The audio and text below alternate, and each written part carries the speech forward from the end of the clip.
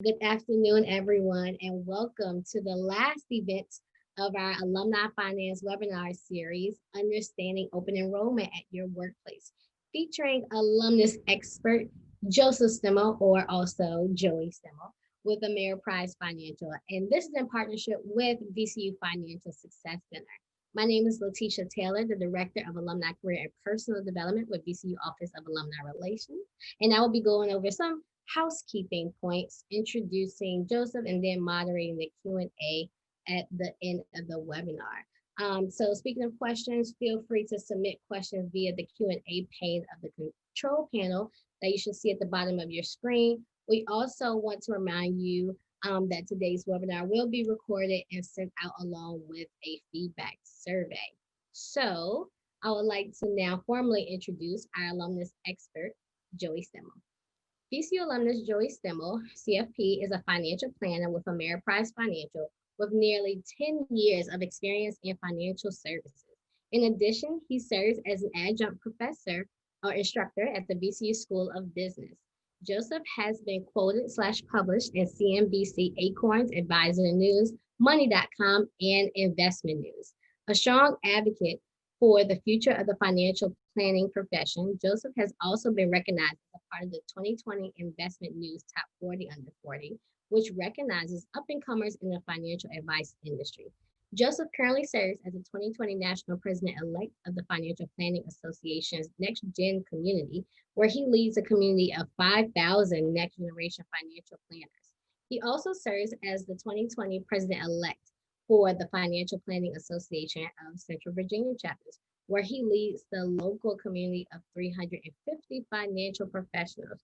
Without further ado, I give you all Joey Stemmle. All right, thank you so much. I'm gonna get my screen up there so you guys can kind of see the slides we're going through. And I'm really excited about seeing so many people here today. I think that workplace benefits are oftentimes one of the most overlooked benefits, but it's so important as a part of your financial plan. And I'm also excited because we had a compliance call scheduled today for work. So I got out of that. I get to be with you guys here today. So I think we all understand the importance of taking care of physical and mental health, but I also like to include physical health in that equation. So I think, as the old saying goes, money can't buy happiness, but studies show that your relationship with it can impact your health. So I hope today you'll be able to get a better understanding of your financial situation and be better prepared to answer and take advantage of workplace benefits. So we're going to touch on a couple important areas of open enrollment. So we'll start always with the what and overall trends and employment benefits. Then we'll move on to understanding your total compensation before we dive into retirement accounts, health insurance, pre-tax reimbursement plans, life and disability insurance, and then we'll finish out with wellness plans and miscellaneous benefits that don't really fit into one category. So we'll start with the what. So companies are preparing to kick off open enrollment for their employees. I just got my email on Friday, so you're getting the options now to choose your health insurance, your vision, your dental, life insurance. We even see companies now that do pet insurance. Open enrollment is when employees may elect or change their benefits available through group plans. Some benefits through work are fully paid through the employer. Some are paid by the employee through salary deferrals. And there's some that's a combination. So the employer pays some of the benefit, the employee pays the rest. Open enrollment is not required to be a certain period of time. So, usually it's 2 to 4 weeks. I know mine personally is 3 weeks, so it ends right after Thanksgiving, kind of poor timing there. Most companies schedule their benefits for November, December. Certainly any company can dictate when they're going to do their open enrollment, but a lot of companies do November and December. That's partially because most benefits start on January 1st.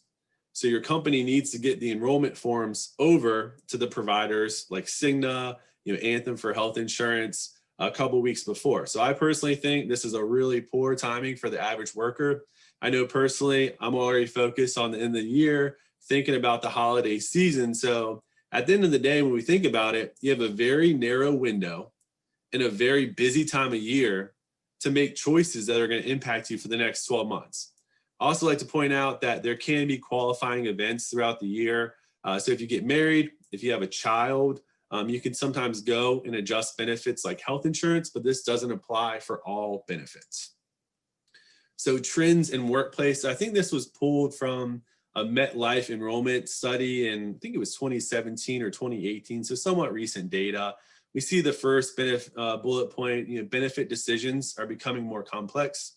So employers are paying for less benefits than they ever did, and more responsibility is shifting over to the average employee, like retirement planning. So we think about 30 years ago, people could work for the same company for 30, 40 years. They could get a pension, they could get healthcare for life. That has shifted away. So now we see, 42% of employees think that they're not using their benefits effectively. And then we look at that next bullet point, but they're only spending 20 minutes during open enrollment. So they don't feel like they're using their benefits well. And then they're only spending 20 minutes on average during enrollment. And think about that. People are spending more time, watching a show on Netflix like The Office or Friends that they've probably seen, 15, 20 times, or, I know I can go through social media for an hour. So people are spending more time doing those things than they are selecting their benefits that they have to live with for a whole year. So I love normally efficiency, but that next bullet point up there, 61% of people enroll in their benefits upon receiving notification. And I think that leads to the last bullet point. 9 out of 10 workers select the same benefits as they did last year. We see this all the time, especially with healthcare plans. People may not be in the best healthcare plan, but it's almost like a known evil phenomenon. It's like they know what their copay is when they go to the doctor. They know how much their prescription is. So people don't want to change out of their healthcare plan because they're afraid of a large unexpected expense. So that's one that we'll talk about a little bit later on. Now we're going to talk about total compensation. So for most people, this is our visible paycheck. So we have wages or salary. That's the stuff that's hitting your bank account. With retirement accounts, you may receive a profit sharing or a matching contribution, which is when the company puts money into your account on your behalf. You may be lucky enough to get a bonus at the end of the year, where that's typically going to be a cash bonus that's put into your account. And then the last piece is something like equity compensation. So this is going to be options, it's going to be restricted stock. So it may not factor into your daily cash flow, but you can typically earmark it for maybe midterm, long-term goals. And it's important to realize at the end of the day, your total compensation is more than just your salary. So now we're going to talk about your hidden paycheck. This represents indirect forms of compensation. So you and your employer may contribute in various ways to the employee benefits. So if we look on the right side, employee benefits make up a large portion of your hidden paycheck. But on the left side, we have things like Social Security, workers' compensation, Medicare. So all of us pay FICA taxes to hopefully get Social Security and Medicare down the road. And now I'll ask a question to you all, so you can use the chat feature. Does anyone know the percentage of total compensation these hidden paycheck benefits represent for the average worker? So it's a percentage, and I'll give you guys a couple moments to throw it into the chat if you think you know the answer. So what percentage of total compensation does the hidden paycheck make up for the average worker?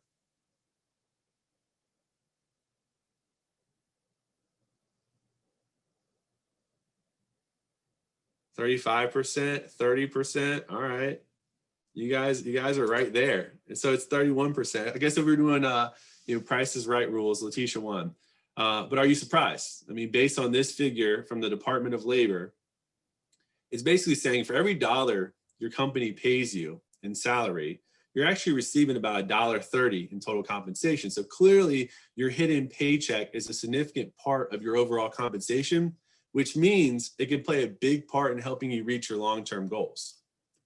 So we always like to throw out these commitments no matter what presentation I'm doing. These are 4 kind of broader commitments that can put you in a better financial situation over the long term, no matter what. So the first 2 are essentially understanding how much money is coming in, how much money is going out. So how much money am I bringing in through my salary, through maybe side gigs? How much money is going out for my bills? Then consider making a commitment number 3 to spend less than you make. And it sounds like a simple concept, but for many, it's difficult to stay out of debt. It can be difficult to live below your means. But when you have some excess cash, it gives you step 4, So you can either use that to save or invest for your goals, or you can use it to pay down your debt more quickly. I always say the biggest thing is 1 and 2 though. You have to know how much you're bringing in, and you have to know what's going out, and you have to look at this on an ongoing basis. So now we're going to get into the workplace retirement benefits. So workplace benefits oftentimes for people are an efficient and rather painless method to save for your goals. So kind of bullet point 1 there is the cost of the benefits are withheld directly from your paycheck. So hopefully you never see the money and you never miss it. So the money's coming right out of your paycheck, it never hits your bank account. The second piece is it's automated. So you don't have to actually move money out of your account into an IRA or into an investment account or go pay off debt, right? You don't have to actually take control of that because it comes right out of your paycheck. It's automated. Number 3 is usually workplace benefits have some sort of tax advantage. So you're saving some money either now or in the future. And then the last piece is a lot of employer plans may offer some sort of match or profit share. So essentially they're going to give you money for saving. But before we kind of talk about what you should be doing, I always like to start with the why. That's how we started the presentation, starting with the why. So saving versus investing oftentimes are used interchangeably. So saving is essentially setting aside money for goals you'd like to achieve in the short term. So it's going to be something you can't take too much risk on. Think in the next 6 to 18 months. So emergency fund, a vacation, maybe a new car, a down payment on the house. You notice the emergency is a near-term goal. I recommend everyone have an emergency fund set up. So for the average person, the rule of thumb is 3 to 6 months. So having that set aside for your expenses, but depending on your situation, you may need more.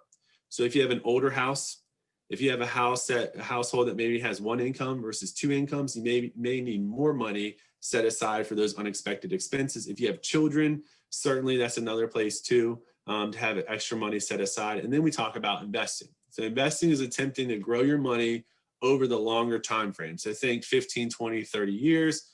This allows you to take on more risk. So you're certainly going to get a little bit more of a zigzag as you're investing. If you looked at the market last week, it was down for the most part. I'm certainly expecting some additional volatility coming out of the election, but you keep your mindset, keep it in long-term picture, hopefully get better returns over the long term. And this is going to be investing in things like stocks and bonds and mutual funds.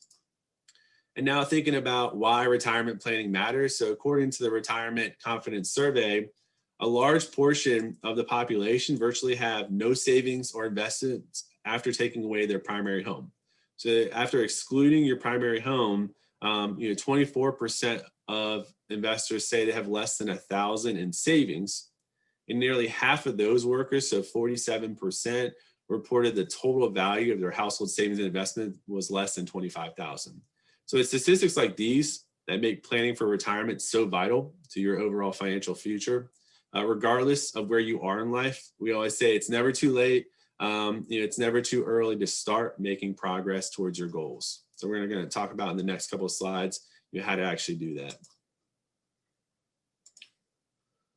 So now we have the amount to generate. So retirement planning matters because you may need quite a bit of money to generate income or at least maintain your lifestyle. So most people don't want to retire and then go back to eating ramen noodles or peanut butter and jelly sandwiches, right? Most people want to be able to maintain their current lifestyle, going out to eat, going shopping, going on trips.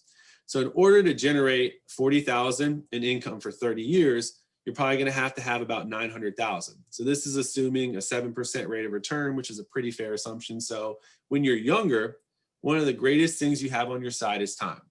So to get to 900,000, assuming about 7% rate of return, you're either going to be putting in contributions or the money in the account is going to be growing by 7%. So the longer you wait, either the more money you'll have to put in or you'll have to hope for a higher rate of return. So certainly starting sooner rather than later is better in this situation. But 900,000 you'll need to generate over the long term to be able to keep up with your income for 30 years after retirement. We're about to talk about longevity. So according to the CDC, at age 65, men can expect to live an average of 18 more years, women about 20. To put that in a historical perspective, in 1950, a male could expect to live about 13 more years and a woman could expect to live about 15 more years, right? So we're living longer. So with the possibility of living in retirement for 20, 30 years, you need to be able to save to generate that income. Some more kind of longevity statistics, 25% chance a 65-year-old man will live till 93. There's a 25% chance a 65-year-old woman will live to 96. And then when you have a couple, so a couple age 65, there's a 25% chance that one of the spouses lives to 98. And this information might cause some confusion because life expectancy in the US is currently about 81 for a woman, 76 for men. But these life expectancies, they don't apply to someone who's already reached 65. So life expectancies are based on birth. So the average lifespan for everyone who's born in the same year. So that also includes people who pass away before 65. So in this situation, if you make it to 65, either because you're lucky or because you're healthy, you're in a very select group. And so you can expect to live even longer based on the averages. How will your retirement income be funded? So Social Security is a critical component for most Americans. About 84% of current workers expect to receive Social Security either as a major or a minor source of income. This Employee Benefits Research Institute study essentially states that the expected sources of income have changed over the years. So we talked about earlier, pensions have gone away, so you can't just rely on your pension income. 76% of workers expect to work past their retirement age. And then 77 expect income to be derived from an employer-sponsored plan like a 401k, a 403b. I always like to point out when we talk about Social Security, the average benefit as of January of this year was about $1,500 a month. So as a single person, you can expect to receive about $1,500 a month. If you're married, $3,000 a month. So for the average household, that's not enough to really stay afloat. Social Security wasn't designed to reproduce your whole paycheck. It was designed to reproduce about less than 50%. But for a lot of people, that's their only source of income, and it can cause a lot of issues over the long term. So you certainly have to either work longer or you have to save more to be able to reach your goals. And I love this slide right here because we're going to talk about the power of compounding. So Albert Einstein famously said that compound interest is the most powerful force in the universe. He said compound interest is the eighth wonder of the world. He who understands it earns it. He who doesn't pays it. So if you don't understand the power of compounding, on the debt side, so if you have a credit card and you're paying 15, 20%, that's working against you. As a saver, it can work for you. We're about to see this. So let's say at age 31, Lisa essentially has most of her earning years ahead of her. So based on a salary of about $66,000, some slight increases over the long term, you can see in the blue line that if she saves 3% until she reaches her retirement age of 67, so if she saves 3% for 36 years, she has about $400,000. So that's a very sizable nest egg, very kind of reasonable when it comes to savings, only 3% of her paycheck. In green, you can see if she's a little bit more disciplined. So if she increases her contribution 1% every 3 years, so think about that, increasing your paycheck or increasing your contribution 1% every 3 years. Most people probably won't feel that. I mean, 1% of your paycheck every 3 years, and capping her contributions at 15% over the long term, she has the possibility to accumulate a little under 1.2 million by the time she's 67. That's showing the power of compounding with escalating your savings over the long term. It's about paying yourself first. So with decades to go before retirement, Lisa's not really going to be concerned about fluctuations. She's got time to recoup in the event that there's setbacks. And then over time, she has the ability to gradually save more and more and get that compounding working for them. So I always challenge everyone to save more, even if it's a small amount, $50, $100, $200 a month. That can make a huge, substantial impact over the long term. So now we have some simple steps you can take. So when time is on your side, when you have 15, 20, 30 years, the best thing you have going for you is time. So time on your side, we've seen that more time creates a longer period for your savings to grow. Number two is you're probably going to have to balance your financial priorities. So potentially with 15, 20, 30 years to go, you may have to buy a home, buy a car, save for college. The big challenge for you will probably be kind of balancing those priorities. But with 25 years to go, it's good to start early, save often. Number three is have a general idea of how much you need to save. So you don't need a concrete target, but say, back into it and say, do I need $1 million? Do I need $2 million? And then you can kind of figure out based on your savings, are you going to be on target? Are you going to be way off? And then the biggest thing is as you're income increases, gradually increase your retirement plan contributions. Going from 0% to 20% can be very tough.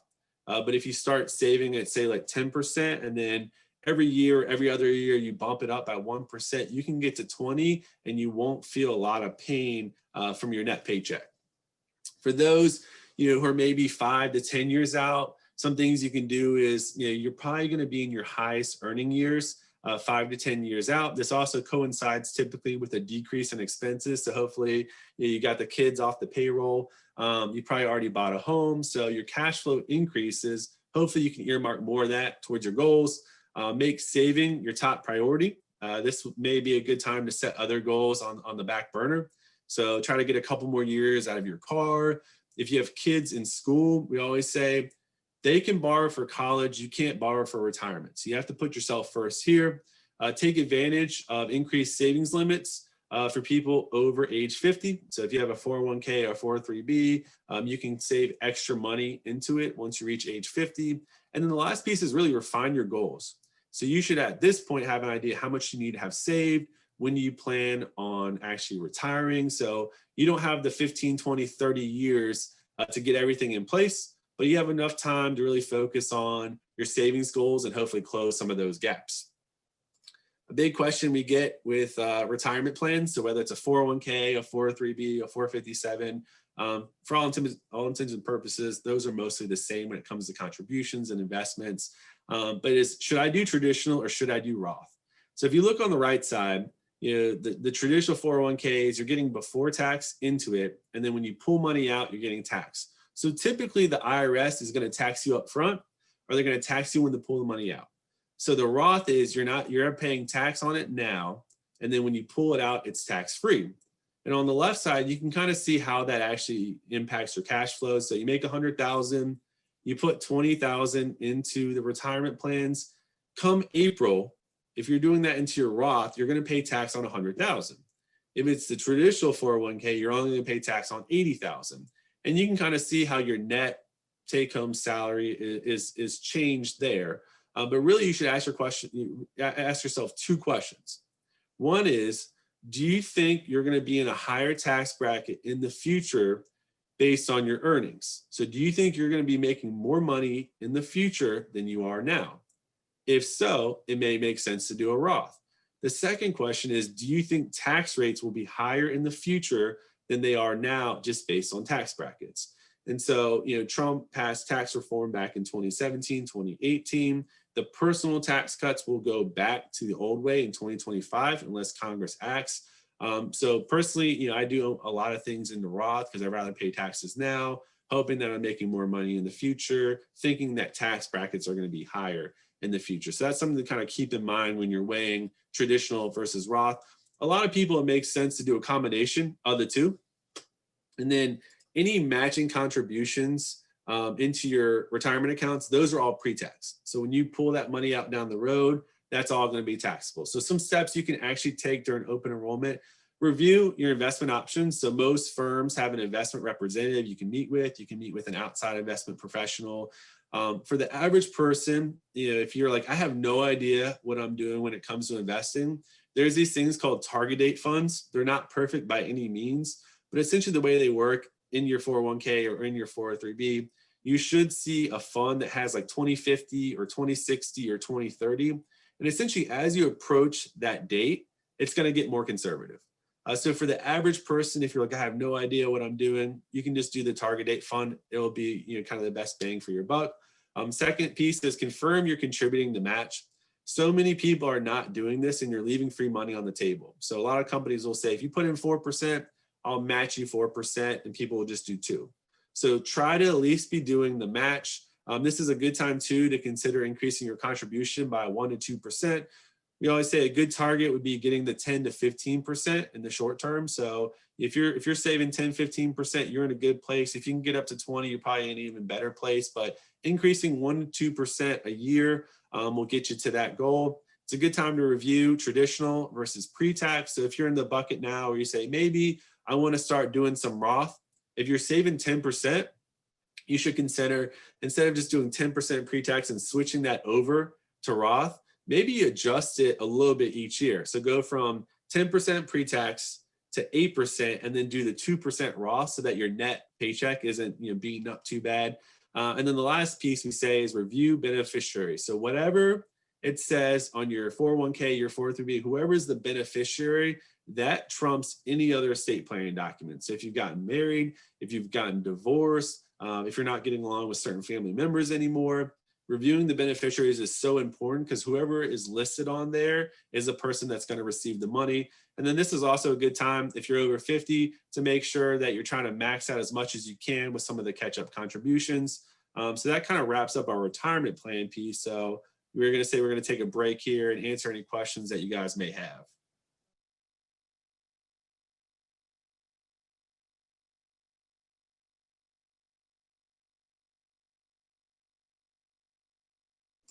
All right, cool. We'll keep rolling then. So, next up we have workplace health insurance and pre-tax reimbursement. So this next chart on the screen, kind of gives you a breakdown, but 49% of working Americans get health coverage through their employer-sponsored plans. And this is oftentimes the largest employee benefit cost for the company.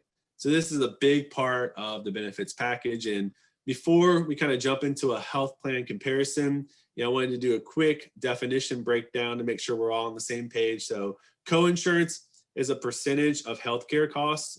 Typically, you'll see this as 10%, 20%, 30% that the employee pays after the deductible. Then we have something called a copayment. This is going to be a fixed dollar amount. So if you go to the doctors and they charge you $25 or $50, this is what you're paying for those medical services. Then we have the premium. So this is the amount that you pay to actually get access to the healthcare plan. We have in-network versus out-of-network. So doctors, clinics, hospitals with whom the health plan has an agreement with to care for their members. That's an in-network provider. Typically, your health plan, so think Anthem, Cigna, they'll cover a greater share of costs with in-network healthcare providers. So to put that another way, you as the employee will pay more out of pocket to use out-of-network providers. Then we have the deductible. So this is a specific dollar amount that the employee must pay out of pocket before the plan will begin reimbursing for expenses. And typically we'll have an individual person and then a family deductible. And usually premiums and deductibles are inversely related. So the higher the deductible, so the more money you're kind of putting out of pocket for events, the lower your monthly premium. And then the lower the deductible, the higher the monthly premium. That typically works the same way with your homeowner's insurance or auto insurance.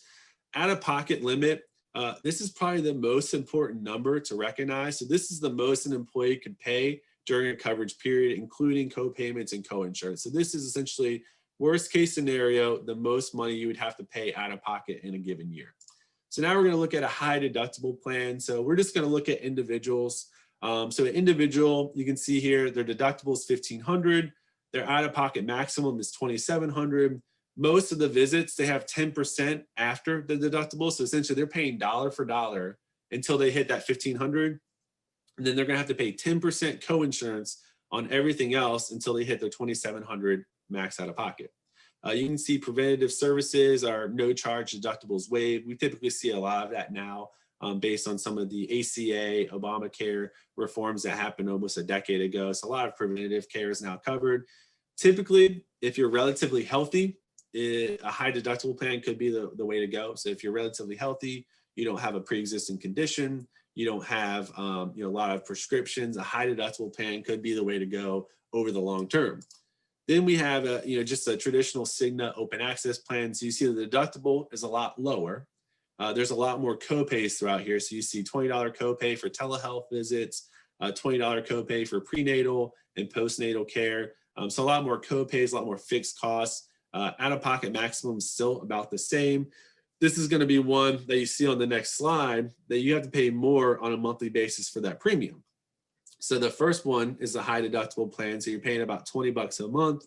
And then the OAP plan was the one that we just looked at. The deductible is lower, but you're paying more on a monthly premium basis. And then next up, we have employee wellness programs, which have completely become so popular in today's world. So studies, these have been studied for years, and companies around the world had introduced those as kind of perks but they're just becoming more and more popular. More and more companies are adopting them because studies have shown now it increases productivity, it increases your employees' health behavior, it reduces the risk of diseases, which can reduce your employees having to miss work. And then long term, it decreases healthcare costs, which, as we kind of started this portion of the presentation with, that's oftentimes the biggest expense for the company. Some examples you see of this is, I guess the more lucrative ones are going to be on-site fitness centers and chefs cooking you meals like lunch and dinner. Oftentimes, the average company, you'll see like a gym credit reimbursement, smoke cessation programs. Some companies have started, when we were back in the office, right, massage programs. So like they would have a chair massage you could do like once a month, reimbursements for like standing desk. Some companies even offer you subsidized health insurance or contributions to a health retirement account for doing things like doing your annual physical, flu shots, going on wellness walks. So Bon Secours, is now Mercy. They used to do a lot of the wellness programs and had a really big office focused on that. Then we have pre-tax reimbursement accounts. So pre-tax is saving you money now, essentially for expenses you're going to have anyway. So we have the flex savings account, the health savings account, which has to be used with a high deductible plan. Then we have a limited purpose flex savings account, which is used in conjunction with the health savings account. And then we have dependent daycare. So there's always a big comparison of HSA versus FSA. So health savings account versus flex savings account. Typically, the biggest thing to point out, of course, is the health savings account has to be used with a high deductible plan. You can see the contribution limits are higher. So it's $35.50 for a single person. Contributions from a medical perspective on the FSA is $27.50. The big thing I want to point out, so if you're an individual and you can potentially max out your health savings account at $35.50, we'll go back a couple slides to that high deductible plan. You see your max out of pocket is $2,700. So if you can fully save into that health savings account 1 year, you could have worst case scenario, all your expenses covered from a medical perspective. So for a lot of people, if you can do that 1 year or 2 years, you can be in a really good situation as it relates to the health savings account. The second slide, as it relates to HSA versus FSA, I think is kind of the more important one. So the first piece is flex savings account is use it or lose it. You have to use all your money in a given year or you lose it. The health savings account, that rolls over year. So if I'm putting in 3,000, 3,000, 3,000, I could have 9,000 earmarked for expenses. With the flex savings account, you kind of have to guesstimate what your medical expenses are going to be the next year. And then if you miss that by a long shot, you could be potentially having to go to Costco in December and buying a bunch of Tylenol and NyQuil and things like that. The second piece we like a lot about the health savings account is the investment capability. So a lot of those plans, you can take your money after $1,000 or $2,000 and you can invest it for the long term. So you're contributing to that on an annual basis. And then you have hopefully some growth in it. So you have more money earmarked for medical expenses.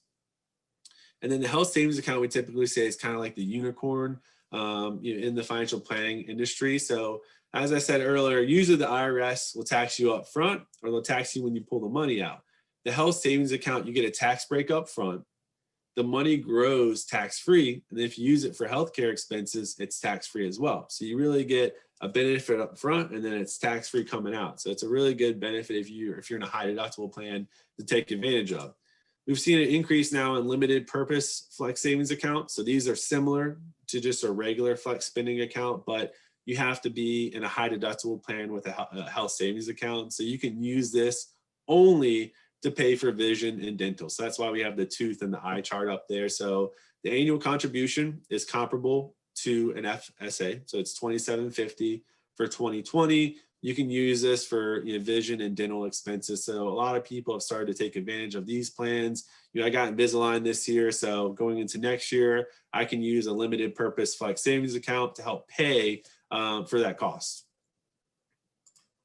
We have that dependent care FSA. So it's a pre-tax benefit used for, from a child care perspective, used for things like preschool, summer day camp, before and after school programs. You can also use it for a spouse or a relative that lives with you and has, a physical or mental incapability of kind of self-care. So these have certainly been increasing use, kind of going up the ladder. Typically, when they first were started, a lot of people used them for children. And now we see people using it also for parents and relatives that they're taking care of. The max you can put into this is $5,000 a year. Anyone that has a child that's in daycare will let you know that that is not enough money. So they've talked about increasing these limits, but right now it's $5,000 a year. Two things we typically run into with these accounts is they can't be used to pay for overnight camps. So you can use them for day camp, but you can't use them for overnight camps. And then the second thing is, let's say I have a 15-year-old and an 8-year-old. I can't pay a 15-year-old son to babysit his 8-year-old brother. So it has to be like a qualified actual daycare or preschool. You can't just pay a family member like that. So that's something to kind of watch out for. But a lot of people have started to use these because it saves you money, as we see. So in both these situations, you have $5,000 in annual daycare expenses. So on the left, you make $60,000, you're paying your taxes, your net annual pay is $42,000, then you pay your daycare. So your final take-home pay is $3,700. On the right, you're using the FSA contribution of $5,000. So you're only paying $16,500 in taxes. So your final take-home pay is $38,500. So by using the dependent care, you're saving yourself about $1,500 in taxes. So if you're going to use the money anyway, you might as well take advantage of it. So things to do during open enrollment. So look over the last few years worth of health expenses to determine how much of your policy you're actually utilizing and what benefits you find valuable. So is it the low copay, the low deductibles, the free annual checkups? So new health conditions can arise certainly at any point, but your regular expenditures and health routines are pretty easy to track. A lot of the companies now have software. I know the Federal Reserve, for instance, they have a software that will run the last couple of years of expenses, and they'll kind of tell you what plan you should do based on a normal year. So if you look back and you say 2016, 2017, 2018, those were regular years. Maybe 2019, I had a surgery or something that came up. That could help you decide which plan to use. It's also a good time to evaluate how much insurance you're actually using. So you'll want to review your deductible level, your choice of doctors, see if the costs all make sense. If you don't use your medical insurance as much as you thought you would, that could be a sign that maybe a high deductible plan makes sense. So you're kind of saving yourself some money as it relates to premiums. If you have adequate cash reserves, so think the kind of 3 to 6 months, it may make sense to choose a high deductible plan. On the health, even the auto and homeowners insurance, so that will reduce your premiums and increase your cash flow. Remember, with FSA and dependent cares, they are use it or lose it, but there are some caveats to that. So some companies will let you carry over $550. Some companies give you a grace period up until March to use the benefits, and then a lot of companies will give you about 90 days past December to use to submit receipts to get reimbursement. But it's something you need to make sure that you're using all those benefits there, and you have to check with the direct provider and confirm if your company allows you to carry over or use it up until March. If you have a health savings account, ensure you're maxing it out. So for an individual, it's $3,550. If you're over age 55, you can contribute an extra $1,000, and you have until you file your taxes to actually make those contributions. And as I said earlier, after $1,000 or $2,000 in that account, you may be able to start investing that money and allow it to grow for the long term. And typically with HSAs, we say, if you have the ability to pay for coinsurance and copay out of pocket, just go ahead and do it. Don't use your HSA funds for that.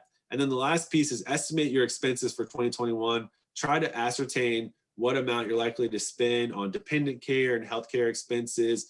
Keep in mind elective surgeries. So if you're like, hey, I may need a new hip or I hurt my knee, I know I'm eventually going to need a surgery. Keep those in mind as you're doing your FSA, your HSA, even selecting your health plans. Also, if you're potentially going to have a baby, keep that in mind as well when you're selecting those plans. So that kind of wraps up the healthcare perspective. I'm happy to answer any questions here before we move on to life and disability insurance. So we got one question. So you can please explain the deadlines for contributions. When is it until you file taxes, or December 31st? So when you make your flex savings account contributions, you're doing that in open enrollment. And the way it works is it kind of get into the weeds. So the flex savings account, if I say I'm gonna have $1,000 in the flex savings account, I make that choice now, and I have access to the funds on January 1st. and I have until December 31st with my company to use those funds.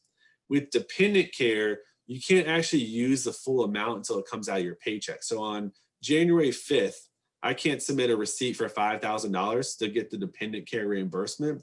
That actually has to come out of your account. So the way to think about that is dependent care is based on actual cash flow of you making contributions to that account. The FSA, your company is almost spotting you the money. With the health savings account, you have until you actually file your taxes to make the contribution. So if you file your taxes on April 14th of 2021, you can make a contribution for your 2020 HSA account. So hopefully that answers your question there.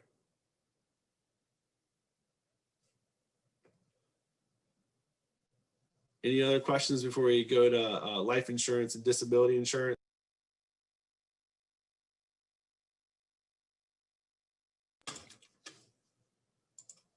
All right, cool. So we'll flip over here. So one of the most important assets you have as an employee is the ability to earn income. So life insurance and disability insurance can help protect not only you, but also your family in the event of an unfortunate accident. So this is an example of what you may see when you go to enroll in life insurance. So certainly life insurance covers you, and then in the event you pass away, someone gets the benefit. A lot of companies will offer some sort of combination, 1 times your salary or 2 times your salary up to a certain amount. So in this example, you get 1 times your annual salary up to 100,000. So if you make more than that, you're capped at 100,000. If you make 60,000, you're capped at 1 time salary. So that's how it works from that perspective. Then you have the option to choose voluntary life insurance. So that kind of moves down to the second line here. So you can get a maximum of 5 times your annual salary or 500,000. And the way guarantee issue works is if you enroll in that plan, they'll give you 100,000. But if you're doing 5 times your annual salary and you make 100,000, they're going to make you go through underwriting, so blood work, a urine sample, looking at your medical records. But typically, most plans will limit you anywhere from 500,000 to about 1.5 million. Something to keep in mind with voluntary life insurance is it's age rated per coverage level. And essentially what that means is as you get older, the cost of coverage goes up, which makes sense. As you get older, the risk of passing away goes up. And group insurance is based on averages. So if you're in relatively good health, based on the average American, by the time you reach about 40, it may be cheaper to go out and get your own policy. You can lock in for 10, 20, 30 years, something you can't do with group insurance. So with an individual policy, you can lock in that premium for a set period of time. Your group insurance will increase year over year. It can be an issue if the majority of your life insurance coverage is through your employer. Because your employment can change, right? You can get laid off, you can find a new job. And in that time, your insurability could change, right? So you could get diagnosed with a condition that they won't approve when you go to apply for life insurance next time. But nevertheless, if life insurance is offered to you as an employee benefit, some basic guidelines for how much to obtain. This is a very general rule of thumb, so it doesn't really apply necessarily to everyone, but it's based on more of an average piece. You can add up all of your debt. So think your auto loan, your mortgage, your student loans, credit cards, and then you can estimate your income for survivors.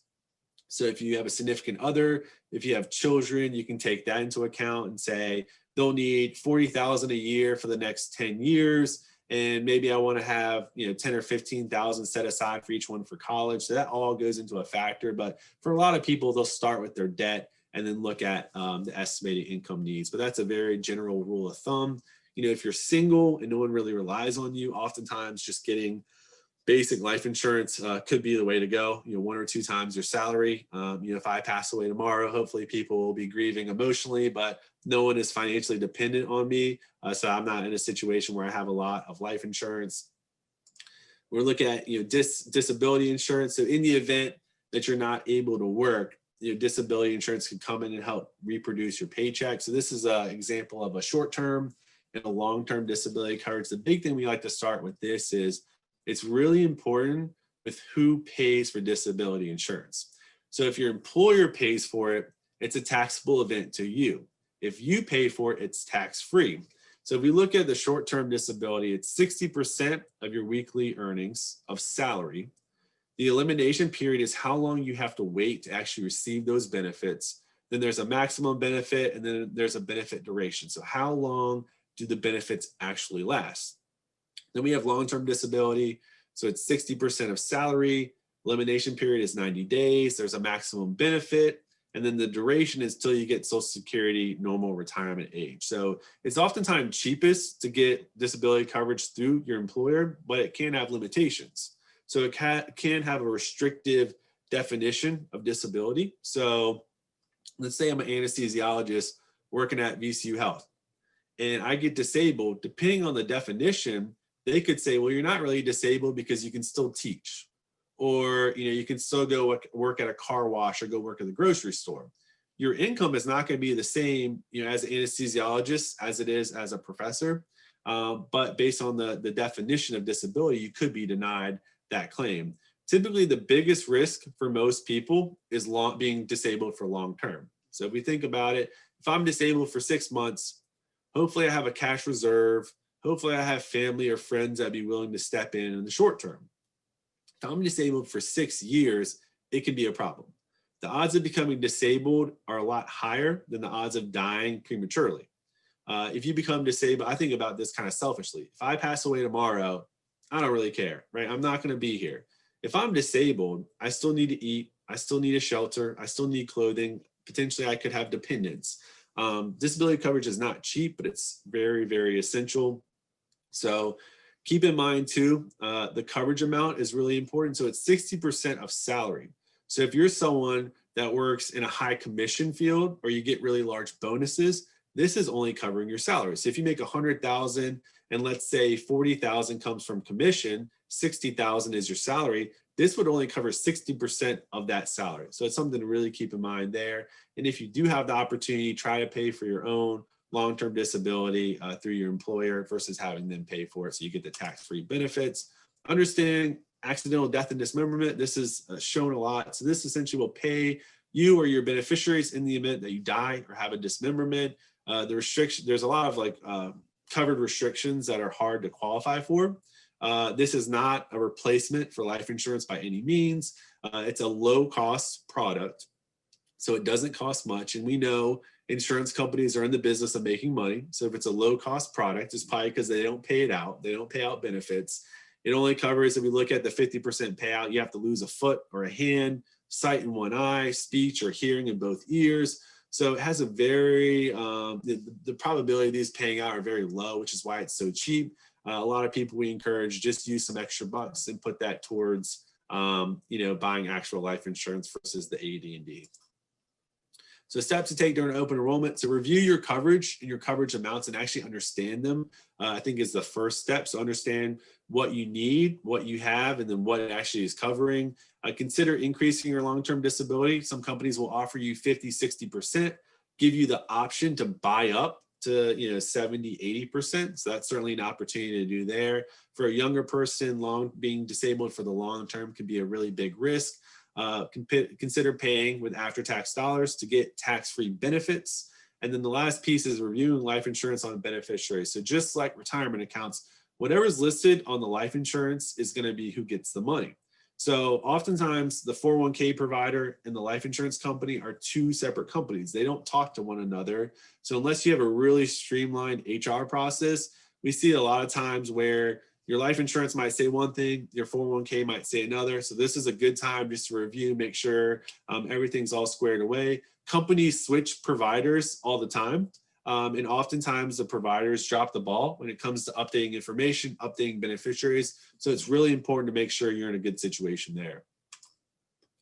In our last section, we'll cover workplace benefits and other miscellaneous benefits offered through their employers there. And then I think we'll open up the floor to questions. So EAP, Employee Assistance Program, essentially will include sessions at no cost to cover things like mental health, alcohol, drug abuse. And that EAP specialist will be able to kind of be your quarterback. So if you do require mental health or substance abuse care, they can refer you to a provider. We've seen an uptick in, if you get a certain amount of life insurance, so let's say if you enroll in 250,000, the company may offer basic legal services to you. So they'll update like a will, a power of attorney, but a lot of companies also offer a separate legal benefit.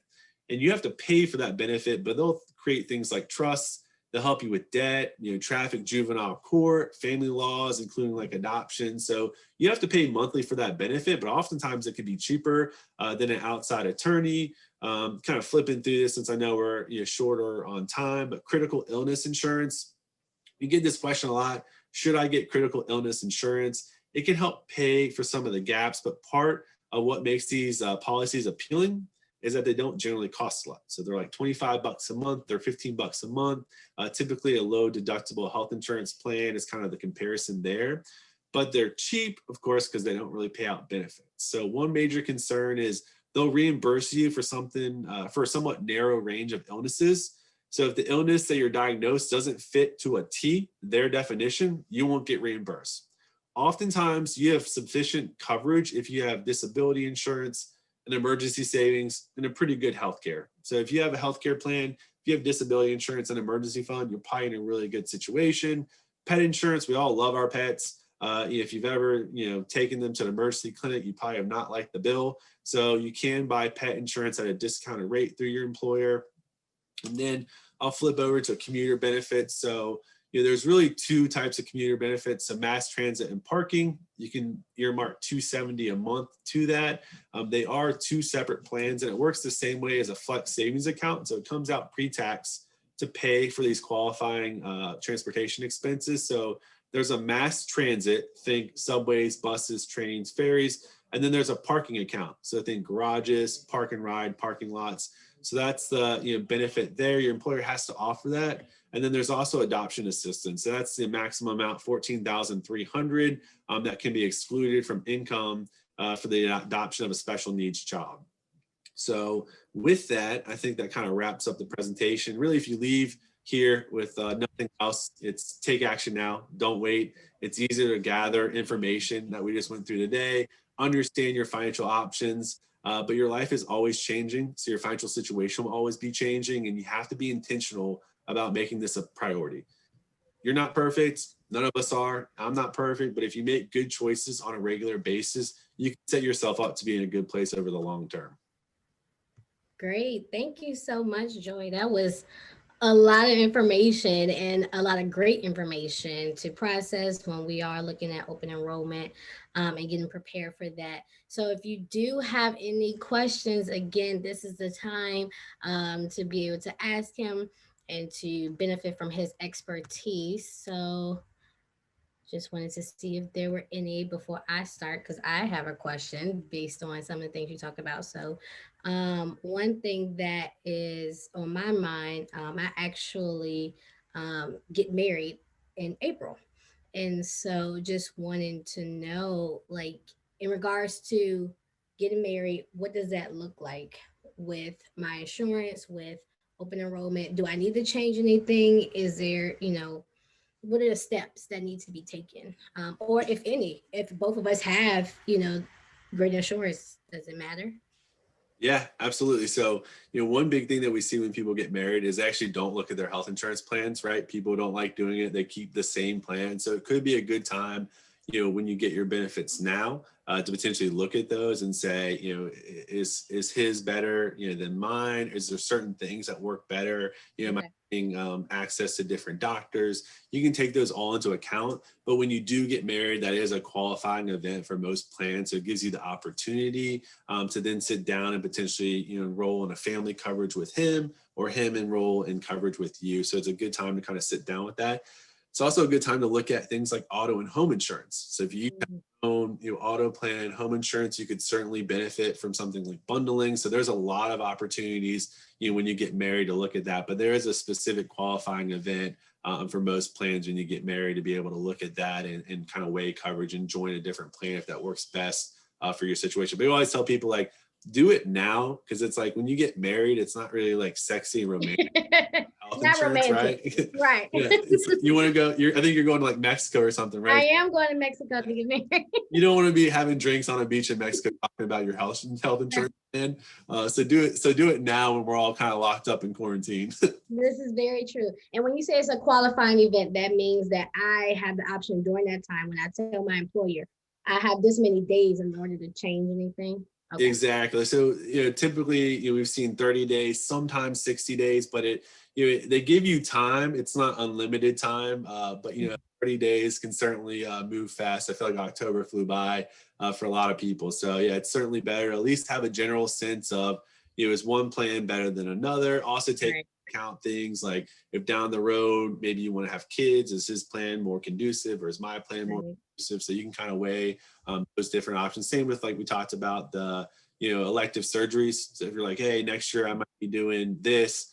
This isn't going to be a normal year. Is there one plan that would be better for that? And you can certainly call HR and the healthcare providers and get a sense there of what type of coverage you would have. Okay.